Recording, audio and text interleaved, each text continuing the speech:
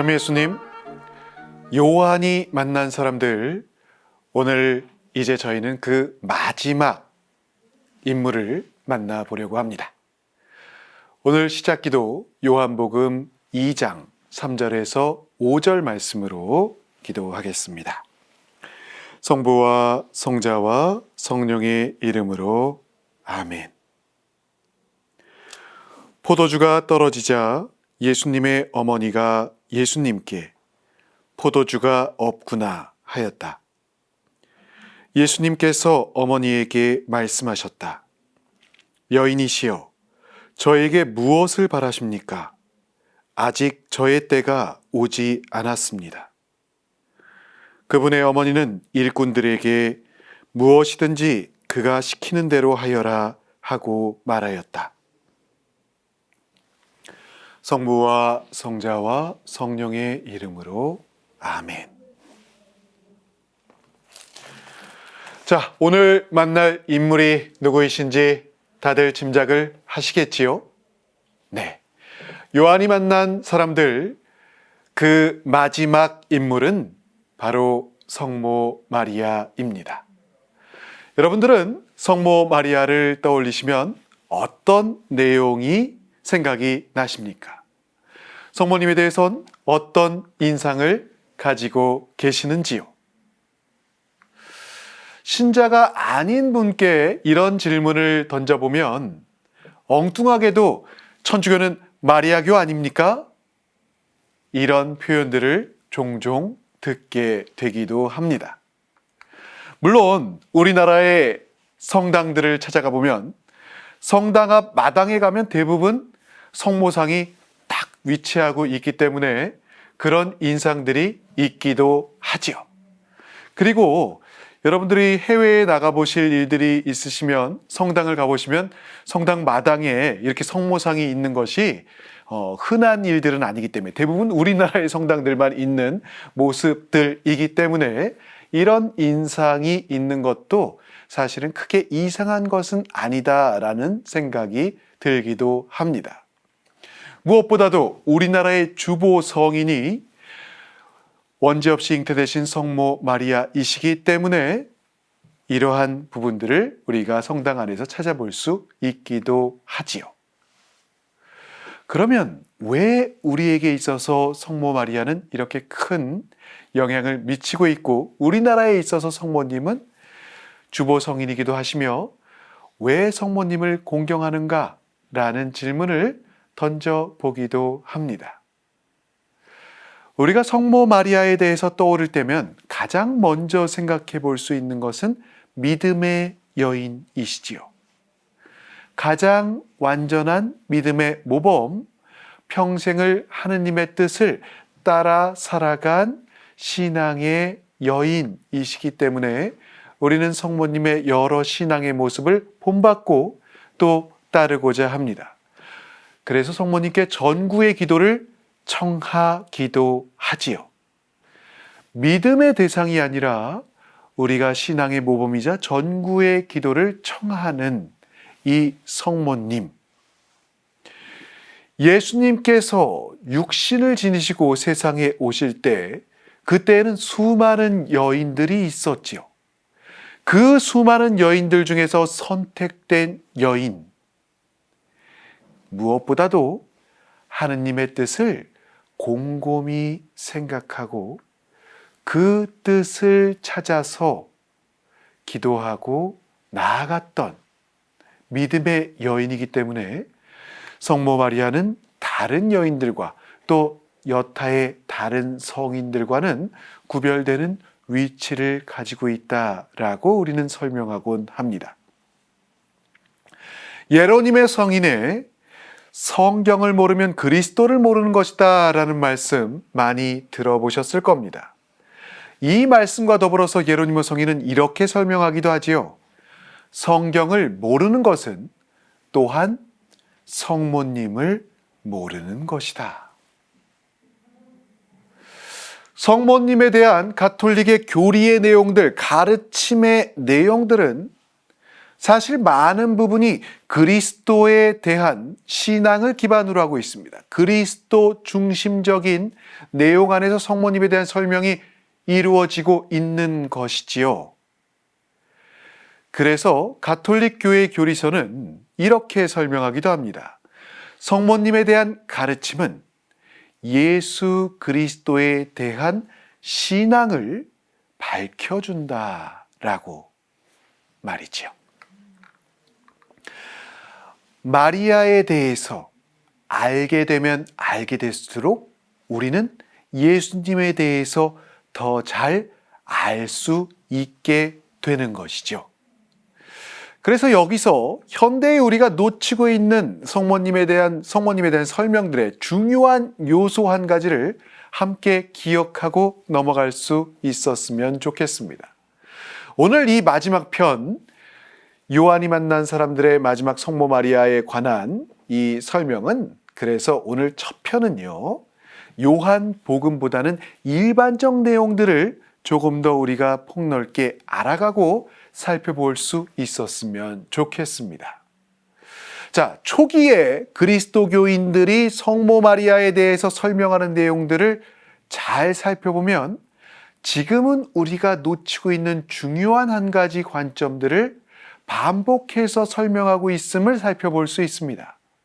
그 내용이 무엇이냐 하면 바로 성모님에 대한 설명이 구약 성경의 그 기반을 두고 구약 성경에 나타나 있는 성모 마리아의 모습 혹은 예언들에 집중해서 성모님을 설명하고 있다라는 겁니다. 그래서 우리 베네딕토 16세 교황님이죠. 교황님이 되시기 전에 요세프 라칭거의 이 수많은 저작들을 하실 때, 학자로서 말씀하실 때 이런 말씀을 하신 적이 있습니다.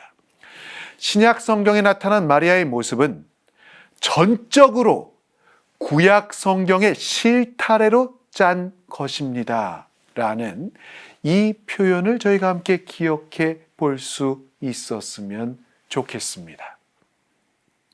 즉 무엇은 말씀이냐 하면 예수 그리스도께서 메시아이시다, 그것을 설명하고 또 예수 그리스도의 모습 자체가 구약의 예언들이 하나하나씩 성취되고 완성되었음을 선포하고 있지 않습니까? 바로 그 선포를 위한 중점의 내용들과 성모 마리아의 모습, 삶이 연결되어 있다라고 하는 점이죠. 따라서 바로 성모님에 대한 설명들, 마리아에 대한 가르침의 내용들은 전적으로 무엇과 연결이 되어 있다라는 내용이 되겠습니까? 전적으로 예수님이 그리스도이시다라는 것을 선포하고 설명하는데 그 중점이 있었다라는 겁니다. 따라서 우리 역시도 성모 마리아에 대한 이해를 할 때 구약의 요소와 예수 그리스도 안에서 성모님을 이해하고 바라보는 것, 또 그 신앙의 모습을 받아들이는 것이 우리의 신앙의 길에 있어서도 또 예수 그리스도를 더욱더 깊이 이해하는 데 있어서도 중요한 요소가 될 수 있다라는 설명들이 될 수 있겠지요. 우리는 매 미사 때에, 특별히 주일 미사를 함께 참석할 때면 성모님에 대한 신앙의 내용을 고백하곤 합니다. 그 부분이 어디일까요? 네, 바로 사도신경과 니체아 콘스탄티노폴리스 이 신경의 내용 안에 바로 이러한 부분들을 담고 있지요. 성령으로 인하여 동정 마리아께 예수님께서 잉태되어 나시고, 이 부분을 고백하거나 성령으로 인하여 동정 마리아에게서 육신을 취하시어 사람이 되셨음을 믿나이다 라는 이 신앙의 고백을 우리가 매주 미사 때마다 우리는 고백을 합니다.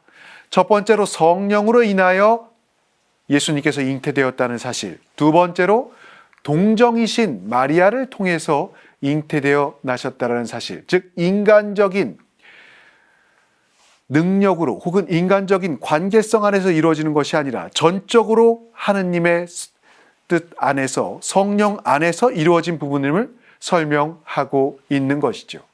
그래서 이것을 복음서는 마리아에게서 그리스도라는 예수가 태어나셨다, 하느님의 놀라운 능력 안에서 이러한 부분들이 이루어졌다라는 것을 강조하곤 합니다. 특별히 마테오 복음 같은 경우는 그래서 보라, 동정녀가 아들을 낳으리니 그 이름을 임마누엘이라고 할 것이다 라는 부분을, 메시아 탄생의 부분이 바로 구약의 예언, 이 부분이 바로 이사야 예언서 7장에 나와 있는 그 내용을 실현하는 순간임을, 즉 구약의 예언이 성취되고 있음을 강조하고 있는 것이지요. 당신의 놀라운 능력이 성령의 잉태를 통하여 예수 그리스도라는 인성과 신성을 지닌 당신의 아드님 안에서 이루어지게 되었다라는 것을 우리에게 전해주고 있는 것이죠. 루카의 언급은 예수님의 유년기와 탄생에 대한 부분들을 조금 더 자세하게 설명해 줍니다. 바로 가브리엘 천사의 언급으로 시작이 되지요. 천사는 마리아의 집으로 들어가서 이렇게 이야기하지요. 은총이 가득한 이여 기뻐하여라. 주님께서 너와 함께 계시다. 놀라운 천사의 아뢰입니다. 마리아는 이 인사말이 무슨 뜻인가 하고 곰곰이 생각을 하게 되지요. 주님께서 함께 하시는 은총의 여인, 이것이 천사가 알려준 성모 마리아에 대한 소식이었습니다. 당대의 상황들을 생각해 보면 혼인한 여인이 혼외의 잉태를 하면 돌로 쳐 죽였습니다. 그 형벌이 법이었지요. 약혼 때부터는 정식 혼인의 범주에 들어갔기 때문에 요셉과 약혼한 여인이었던 마리아는 이 내용이 알려진다면 죽음을 맞이할 수도 있었습니다. 놀라운 천사의 예고를 자신이 응답하는 순간, 승낙하는 순간 내가 죽을 수도 있음을 각오하고 그것을 감내하고 응답했어야 했다라는 것이죠. 천사는 이어서 이야기합니다. 두려워하지 마라, 마리아야. 너는 하느님의 총애를 받았다. 보라, 이제 내가 잉태하여 아들을 낳을 터이니 그 이름을 예수라 하여라. 생각해 봅시다. 이 순간이 어찌 두렵지 않을 수 있는 순간이겠습니까? 어떻게 이것을 순수하게 받아들일 수 있겠습니까? 그런데 이 순간 성모 마리아는 다음과 같이 응답합니다. 보십시오. 저는 주님의 종입니다. 말씀하신 대로 저에게 이루어지기를 바랍니다. 사실 이 부분이 신앙의 길을 떠나가는, 또 신앙의 길을 시작하는 이 여인의 첫 걸음이지요. 이 첫 응답을 하였다고 해서, 또 이 첫 발걸음을 떼었다라고 해서 그녀에게 어려움이 없어지고 이제 축복과 은총이 가득하고 장밋빛 미래가 펼쳐지는 것은 아니었습니다. 그 누가 이것을 이해해 줄 수 있겠습니까? 이 상황을 누가 받아들여 줄 수 있겠습니까? 약혼자였던 요셉 어떻게 합니까? 그 소식을 듣자마자 그가 의로웠기 때문에 남몰래 파혼할 마음을 먹는 것으로 마무리하려고 하죠. 그 누구도 이해할 수 없는 상황, 나 홀로만 모든 것을 감내해야 하는 상황, 그것을 감당해야 하는 어려움이 자신의 응답으로부터 시작이 됩니다. 그럼에도 불구하고 하나님께서 우리를 통해서 당신의 뜻을 이루어가는 여정, 또 당신의 역사하심은 참으로 오묘하고도 놀랍다라는 생각을 해봅니다.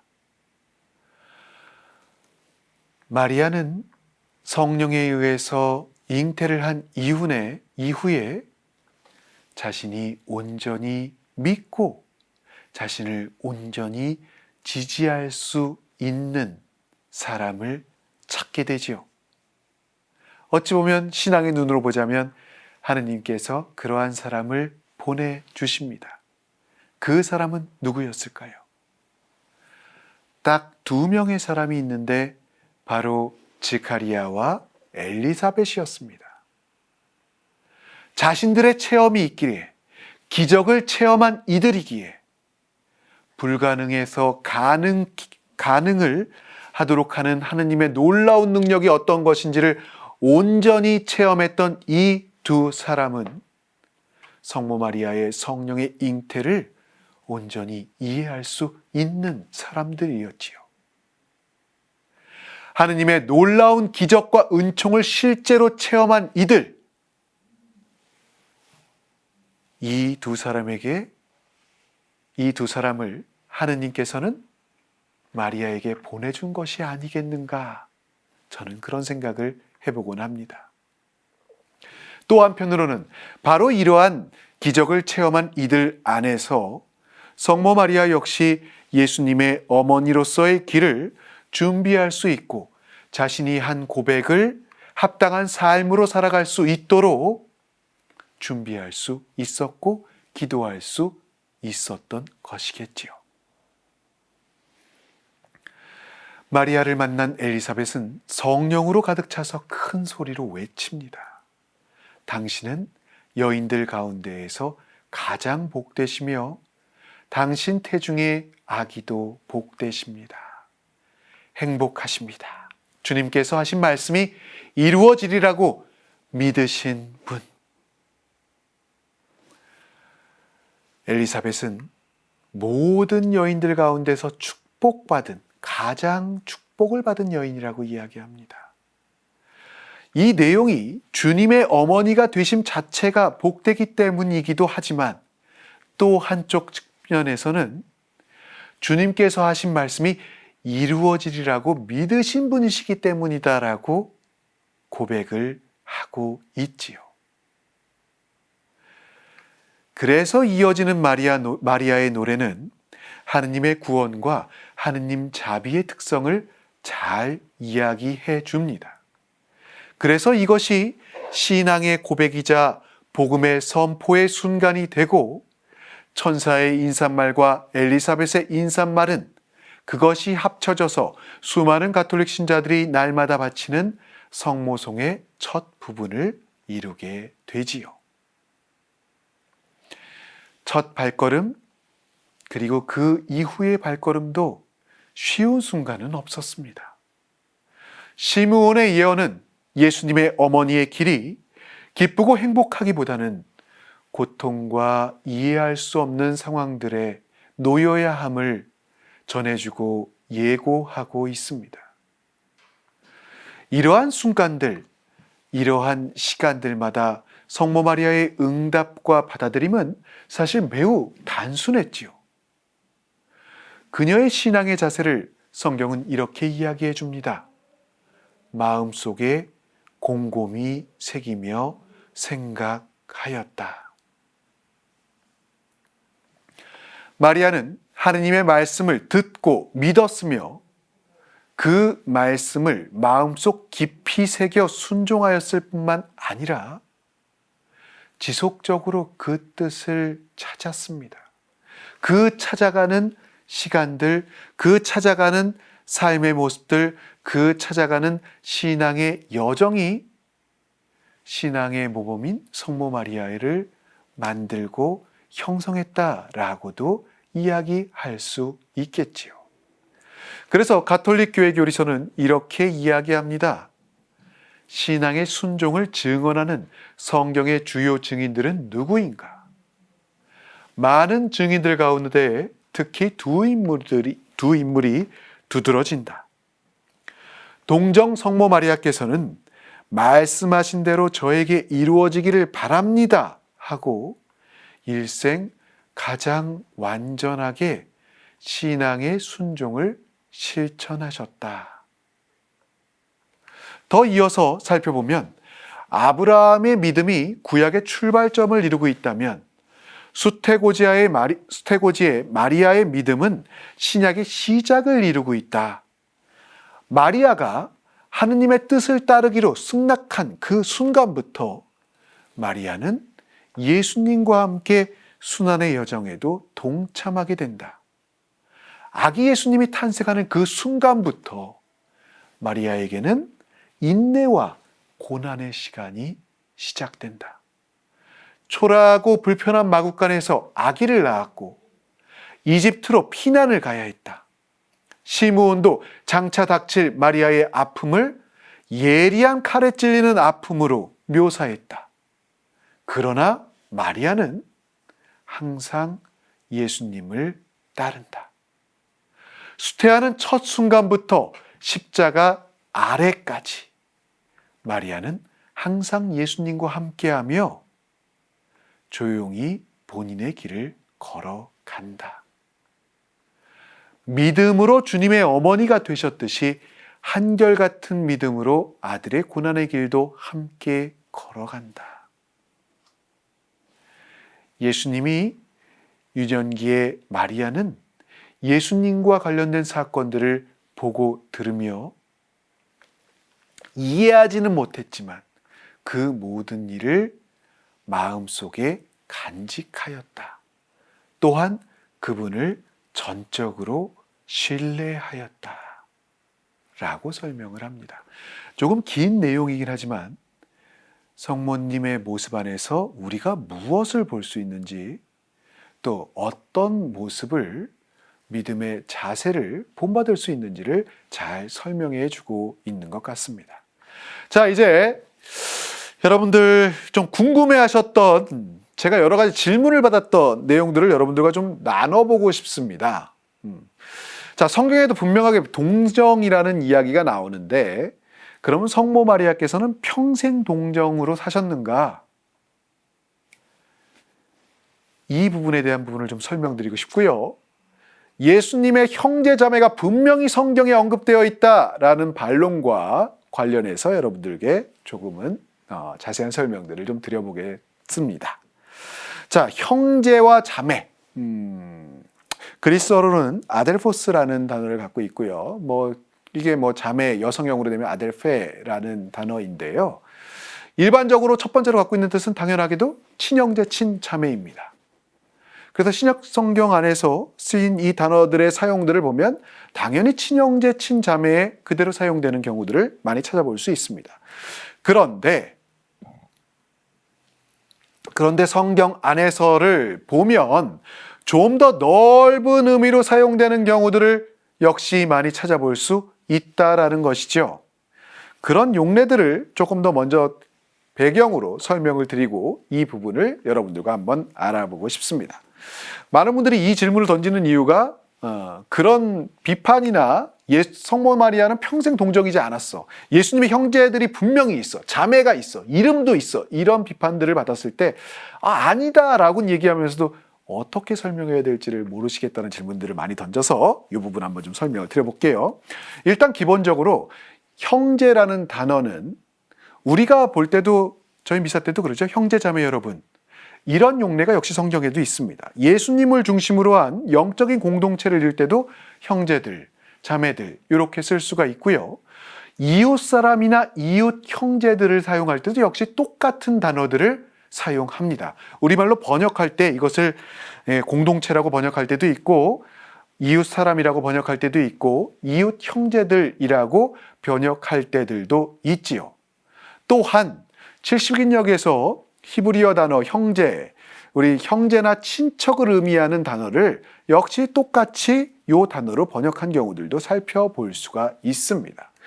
다시 한번 정리를 해보자면 친형제와 친자매, 그것뿐만 아니라 친척들, 또 그것뿐만 아니라 좀 더 광범위하고 일반적인 의미의 형제 자매들이 사용되고 있다라는 것을 이제 먼저 설명을 드릴 수 있겠습니다. 그래서 성경 안에서 쓰여진 단어 형제라고 쓰여져 있으니까 무조건 친형제다라고 이야기하기도 조금 애매한 부분이 있고, 그렇다 그래서 그럼 이 형제라고 예수님의 형제들이라 그럴 때 무조건 친척이라고 얘기하기에도 약간은 애매한 부분이 있습니다. 물론 1차적 의미만 보자면 형제라는 뜻 자체는 친형제, 친자매를 가지고 있으니까 거기에 더 중점을 둘 수 있는 부분도 있긴 하겠죠. 자, 그런데 문제는 예수님께서 당신의 어머니와 형제들이 밖에서 당신을 찾는다고 이렇게 찾아오는 장면이 있죠. 거기서 예수님이 이렇게 말씀하십니다. 누가 내 어머니고 내 형제들이냐? 이들이 내 어머니고 내 형제들이다. 하느님의 뜻을 실행하는 사람이 바로 내 형제요, 누이요, 어머니다. 라는 말씀 여러분들 많이 들어보셨을 것 같습니다. 즉 예수님의 형제들이 찾아왔고 어머니도 찾아왔는데 마치 거리를 두고 이야기하는 것처럼, 그리고 성모님과 인간적인 관계는 더 이상 아니다. 내 어머니로서의 관계는 끝났다. 라는 것처럼 볼 수도 있는, 또 그런 뉘앙스가 살짝은 느껴질 수도 있는 그런 구절이기도 하죠. 그런데 이 부분을 교부들은 어떻게 설명했는가? 인간적인 관계를 뛰어넘어서 진정한 어머니가 되는, 왜 우리가 성모 마리아를 어머니로 공경하는가? 그분이 바로 여기서 예수님의 말씀처럼 하느님의 뜻을 가장 온전하게 실행하고 실천했기 때문이다. 그래서 인간적인 관계를 뛰어넘는 진정한 형제요, 누이요, 어머니의 모범이 성모 마리아다. 이렇게 설명하는 부분들을 볼 수가 있습니다. 그런데 어쨌든 이 부분에서도 예수님의 형제가 있구나라는 걸 생각해 볼 수 있죠. 그것이 형제이냐 친척이냐의 문제를 아직 갖고 있긴 합니다만 말입니다. 그래서 친형제, 친자매를 뛰어넘는 하느님의 뜻을 충실히 실행하는 신앙의 여인, 이 부분으로 교부들은 이제 이 부분들을 설명해 왔는데, 그렇다고 해서 형제자매 문제가 완전히 해결되는 것은 아니죠. 여전히 의문이 남아 있게 됩니다. 더 깊은 반론으로 들어가면 성경 본문 안에 예수님의 형제들의 이름이 써 있는 경우들이 있습니다. 실제로 있지요. 네, 그래서 그것도 한두 군데가 아니라 여러 군데가 있어요.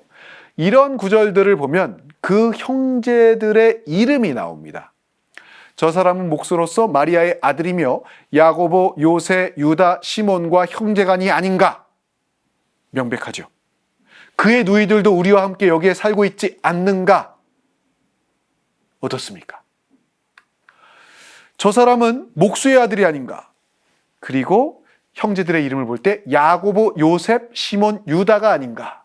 마태복음이 이렇게 표현합니다. 요세가 요셉으로 바뀌었지만 야고보, 요셉, 시몬, 유다라는 이름이 형제로서 언급이 되고 있지요. 그리고 마르코복음서에서는 예수님 십자가 아래에서 마리아 막달레나, 작은 야고보와 요세의 어머니 마리아, 이런 언급이 있습니다. 그러니까 야고보와 요세의 어머니가 마리아인 거죠. 네.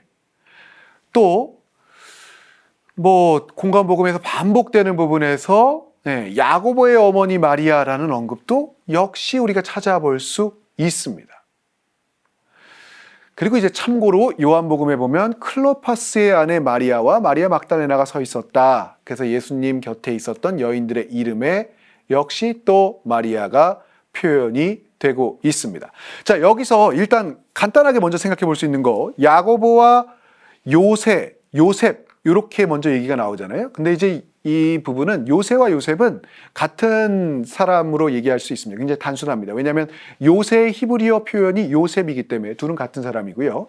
그럼 우리가 성경을 통해서 알 수 있는 것은 야고보와 요셉의 어머니가 마리아구나 라는 것을 성경 안에서 이야기할 수 있는 부분이겠죠. 그러면 이 마리아가 예수님의 어머니 마리아인가? 앞에 부분으로 볼 때 요셉이 나왔었고 그 다음에 형제들과 자매들의 이름 또 목록들이 나오니 당연히 같은 게 아니냐 이렇게 반문을 해볼 수도 있습니다. 그런데 사실 마리아라는 이름은 예수님 시대는 굉장히 흔한 이름이었지요. 그리고 당대 시대의 사람들은 시족사회를 이뤘기 때문에 같은 곳에서 친척들이 다 모여 살고 그들이 친형제처럼 지내기도 했었습니다.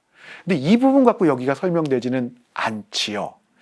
어쨌든지 간에 성경에 예수님의 형제들이라고 언급하고 있으니까 맞지 않습니까? 라고도 이야기할 수 있습니다. 자, 그럼 성모님은 평생 동정을 하실 수가 없었다라는 부분이 이 부분만을 갖고 주장할 수 있는 근거처럼 사용될 수도 있지요. 복음서에서 예수님의 어머니를 부르는 호칭은 보통은 어머니라는 표현을 우리가 자주 찾아볼 수 있고요. 그 이외에 마리아로 부르는 경우를 찾아볼 수 있습니다.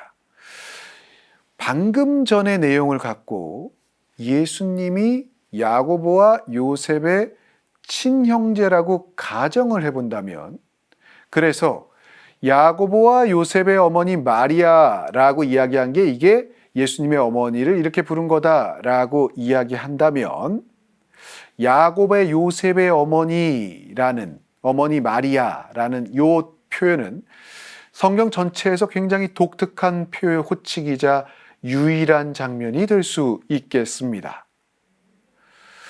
자, 도대체 예수님의 형제라 불리는 야고보, 요셉, 유다, 시몬은 누구일까요? 성모 마리아는 이 네 형제를 낳아서 5명의 아들을 가지고 있었을까요? 명확하게 풀리지가 않습니다. 이것이 명확하게 구분이 된다면 형제들에 대한 논이 조금 더 명확해질 수 있을 것이고 성모님의 평생 동정에 대한 가르침도 조금 더 명확해질 수 있겠지요. 보통 우리의 많은 신앙의 내용들은 첫 번째가 성경을 기반으로 가고 있고 두 번째는 성전의 내용들을 기반으로 합니다. 성전의 내용을 이루는 부분들은 교부들의 가르침 혹은 기록되지 않았으나 당대에 당연히 표현되고 있었던 믿음의 내용들이 포함될 수 있겠지요. 그래서 교부 헤게시푸스의 기록이 오늘 여러분들과 함께 나누고픈 중요한 가르침의 한 내용이 될 수 있을 것 같습니다. 이 교부의 내용에 따르면 예수님의 형제들인 야고보와 시몬은 예루살렘의 1대와 2대 주교라고 설명을 합니다. 그들은 예수님의 형제 혹은 사촌이라고 널리 알려져 있었고 4세기의 에우세비우스는 헤게시푸스의 이 저수를 재인용해서 다음과 같이 설명을 하고 있습니다. 야고보가 주님과 같은 이유로 순교하고 난 후에 주님의 사촌, 원어로는 이제 형제 똑같은 단어입니다. 사촌이나 형제나 똑같은 단어를 쓰니까 사촌이자 클로파스의 아들 시몬이 주교로 임명되었다. 그가 주님의 또 다른 사촌이었기 때문에 후보로 제안되었다라는 내용을 찾아볼 수 있다는 것이죠. 복음에 언급된 클로파스의 아들 시몬이 주교제에 합당하다고 일치를 보았다. 그는 그리스도의 사촌이라고 알려져 있었다. 헤게시푸스는 클로파스가 요셉의 야고보의 아버지다라고 기록을 하고 있습니다. 여기에 매우 중요한 증언이 사실 담겨져 있는 것이죠.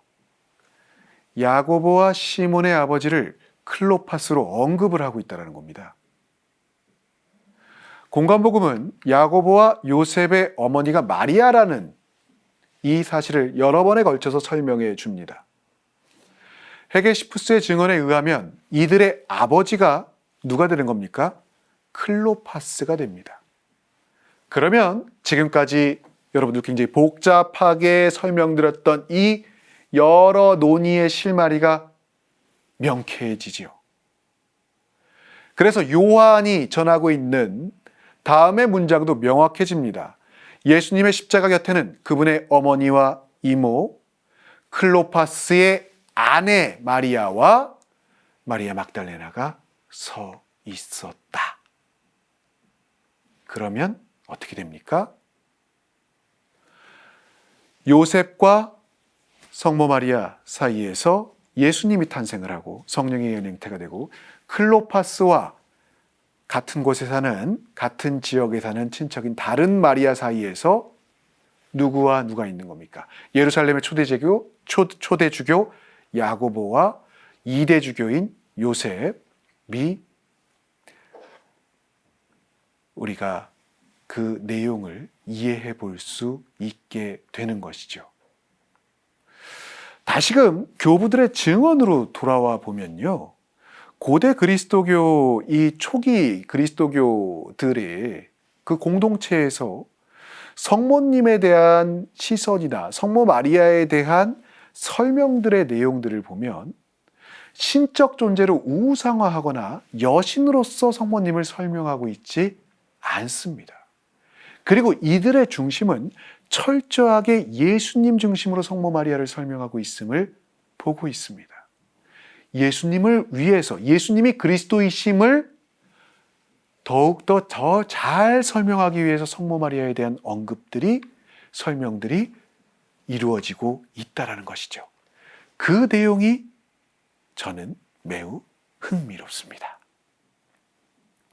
이들의 설명들을 찾아보면 아담과 하와, 이 첫 인류를 통해서 원죄가 들어왔고 하느님의 아드님이신 제2의 아담을 통해서 우리는 죄에서 해방될 것이다 라고 오랜 동안 믿어왔음을 설명합니다. 그리고 성모 마리아에 대한 설명은 제2의 하와로서의 표상으로 위치를 하고 있지요. 왜냐하면 구약의 메시아에 관한 예언들, 그리고 구약에 나와 있는 여인에 대한 예언들이 바로 이 부분과 맞닿아 있기 때문에 그렇습니다. 이분이 바로 예수 그리스도이시다 라는 것을 교부들은 반복해서 명확하게 설명하고자 하였고, 그러한 예수 그리스도를, 그리스도 메시아에 대한 구약의 예언들을 설명하는 과정에서 구약의 예언의 실현으로서 성모 마리아의 모습을 자주 인용하고 설명하고 있다라는 것이죠. 자, 여러분들 하와가 어땠는지를 생각해 봅시다. 뱀의 말에 속아서 불순종과 죽음을 인류에게 가져오게 되었죠. 그러나 동정 마리아는 믿음과 기쁨을 가져왔더라고 유스티누스는 설명합니다. 이런 구체적인 예들, 제가 몇 가지 좀 더 교부들의 설명들을 조금 더 덧붙여 보겠습니다. 하와의 불순종의 매듭은 마리아의 순종으로 풀리게 된다. 동정녀 하와가 불신으로 단단히 묶어놓은 것을 동정녀 마리아가 믿음으로 풀어주었다. 이레네우스의 설명입니다. 동정녀 하와를 통해서 죽음이 왔다. 그러므로 동정녀를 통해서 생명이 찾아와야 했다. 예루살렘의 키릴루스의 언급이고요. 여종이 우리를 낙원에서 쫓겨나게 했으니 여종을 통해서 우리는 영원한 생명을 찾는도다. 요한 크리소스토무스의 설명입니다. 하와를 통해서 죽음이 왔습니다. 그러나 마리아를 통해서 새로운 생명이 왔습니다. 히레노니무스의 서간집의 내용이죠. 존 앨리 뉴먼은 이렇게 설명하기도 합니다. 가장 오래된 초기 그리스도교부터의 기본적인 가르침은 그녀가 바로 두 번째 하와라는 것이다. 예수님 시대의 유다교 해석에서 성경의 뱀과 여인, 여자에 관한 말씀을 사람들은 메시아에 대한 예언으로 바라보았습니다. 1세기의 유다교 메시아를 하와의 후손, 살아있는 것의 어머니의 후손과 동일시하고 있었지요. 나는 너와 그 여자 사이에 내 후손과 그 여자의 후손 사이에 적개심을 일으키리라. 마지막 때 메시아 임금의 날에 그들은 평화협정을 맺을 것이기 때문이다 라는 타르굼의 설명 역시 떠올려 볼 수 있겠습니다. 따라서 구약 성경과 유다계 전승에서는 하와는 단순한 평범한 여인이 아닙니다. 그녀의 모습을 통해서 죄와 죽음이 이 세상에 들어오게 되고, 물론 이것은 이제 아담과 하와를 함께 포함하고 있습니다만, 훗날 여기에서 그들이 갖고 있었던 메시아 사상과 연결된 중요한 요소는 훗날 하와의 후손 가운데, 즉 여인의 후손 가운데 메시아가 탄생할 것이다, 메시아가 나타날 것이다 라는 것이 굉장한 중요한 의미들을 지니고 있었다라는 것이죠. 그래서 사실 요한이 전하고 있는 성모 마리아에 관한 내용들은 이 창세기 3장과 또 혹은 유다교 사람들이 갖고 있었던 여인에 관한 내용들과 긴밀하게 연결이 되어 있고, 이것과 연결을 해서 설명을 하게 됩니다. 그래서 교부들이 성모 마리아에 대한 설명 역시도 제2의 하와 내지는 예수 그리스도의 탄생을 강조하기 위해서 동정녀에게서 바로 그리스도가 태어나신다, 탄생하신다, 그리고 제2의 하와로서의 여인의 모습들이 떠오르게 되는 것이죠. 여러분들, 제가 이 설명 드렸을 때 혹시 그 장면이 떠오르십니까? 예수님께서 성모님을 요한이 전한 과정 안에서 보면 무엇이라고 불렀는지, 어떤 용어로 고정적으로 표현하고 있는지를 한번 떠올려 보시면 이 부분이 왜 그러한 용어를 사용하게 되었을까? 혹은 성모님께 예수님께서 왜 그렇게 말씀하셨을까를 우리가 좀 더 떠올려 볼 수 있게 됩니다. 이 부분에 대한 설명은, 자세한 설명은 어디서? 네, 다음 편에 2편에서 설명을 드려보도록 하겠습니다. 마리아는, 성모님은 믿음의 여인으로 드러난다란 말씀을 드렸죠. 이 모든 일들을 마음속에 간직하고 곰곰이 되새기는 것이 그녀의 일생 안에 드러난 신앙의 모습이자 신앙의 모범이라고 말씀을 드릴 수 있을 것 같습니다. 대부분의 순간들, 그녀는 그 순간에 지금 일어난 일들의 뜻이 무엇인지, 자신의 아들이지만 구세주인 그리스도가 행하는 행동과 말들의 뜻을 알아듣지 못했습니다. 그 답답한 마음들, 때로는 고통스러운 마음들, 때로는 알 수 없음에 방황이 마음들이 들었을 그 순간들조차 성모 마리아께서는 그것을 마음에 간직하였다라는 표현으로 요약될 수 있는, 즉 침묵과 기도의 모습 안에서 하느님의 뜻, 그리고 구세주 그리스도의 뜻을 함께 찾아가고 동행하고 그 길들을 끝까지 따라가게 됩니다. 또 다른 한편 예수님의 모습들, 예수님의 성장을 하는 모습들, 그리고 공생활의 시간 동안에 역시 너무 성급하게 다가가거나 혹은 당신이 원하시는 바를 그대로 말씀드리면서 그 뜻을 요구하고 요청하는 것이 아니라 하느님께서 정하신 때, 그리고 그 때가 올 때까지 믿음을 가지고 기다리는 모습이 성모 마리아 안에서 우리가 볼 수 있는 믿음의 모범이자 신앙의 모범이라는 생각을 해봅니다. 성모 마리아의 삶의 모습, 신앙의 모습은 믿는 이들의 시선을 예수님께로 향하게 하지요. 더욱더 예수님께, 예수님의 삶에 집중하게 하고 우리를 더욱더 그분 가까이로 인도하는 역할을 하고 있습니다. 무엇이든지 그분이 시키는 대로 하여라 라는 이 말씀은 예수님을 재촉하고 있지는 않지만 믿음을 가지고 그분께 청원을 드리며 당신의 뜻 안에 내맡기는 태도의 한 극적인 장면을 보여주는 것 같습니다. 성모 마리아의 모습은 예수님이 어려운 이들의 상황을 외면치 않고 도움을 주시리라는 믿음의 태도를 전제하고 있지요. 요한이 전하는 복음의 여러 표징들의 목적지는 단 한 군데로 집약되고 요약됩니다.